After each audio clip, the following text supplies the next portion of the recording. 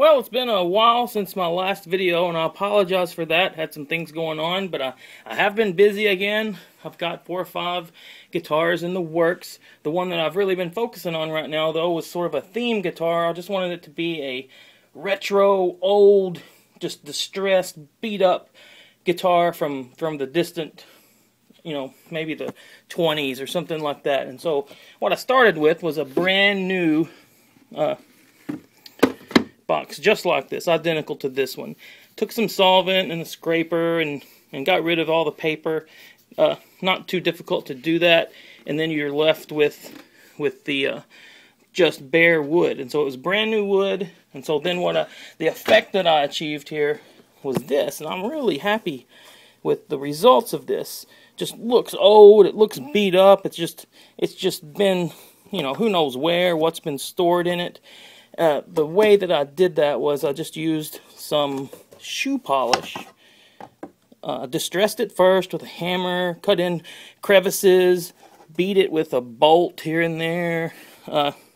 Whatever I could do to take it through the ages and just make it look like it's just been weathered. Then I took dark stain here and there just to give it some dark spots and would wipe it back off.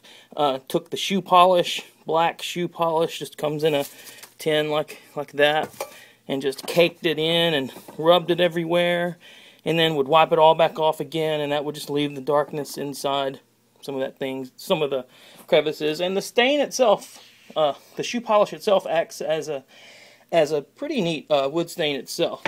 So then, I haven't assembled this thing yet because I wanted to show you kind of all the pieces. But here is the way the sides worked. Did a similar effect.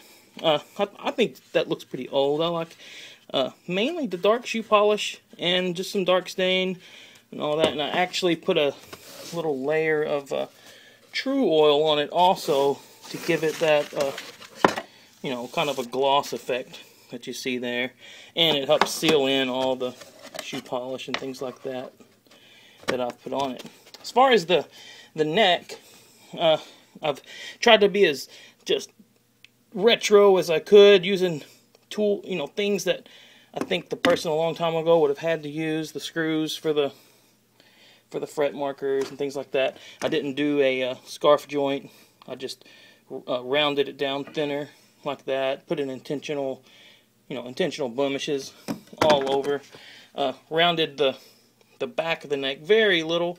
So I just sort of thought that this might be an old tobacco stick or something like that, even though it really was a brand new piece of poplar. I think this is oak right here, but a brand new piece of poplar that I had tarnished and all that. And the main stain on here is just shoe polish. I really streaked shoe polish real hard into the wood, and then gave it a one coat of True Oil. And so that's where I'm at on that. The tuners that are going to go in, now these are really old tuners that were given to me by somebody, and it probably was the inspiration for the whole build. I wanted to build something that sort of matched that look. I also took a closet door handle, and I've drilled a little pattern, sort of aged it with some dusting some different colors of spray paint on it, stuff like that, and that will fit in the sound hole thing like that. I'm still not sure I'm going to keep that in there though. I really think I like it not being in there.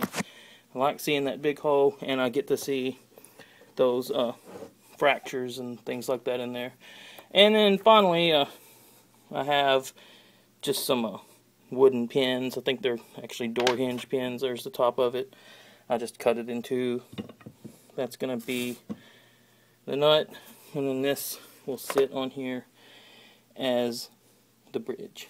So I will try to have the completed version here in just a little while. So thanks for watching. Thanks for keeping up with me.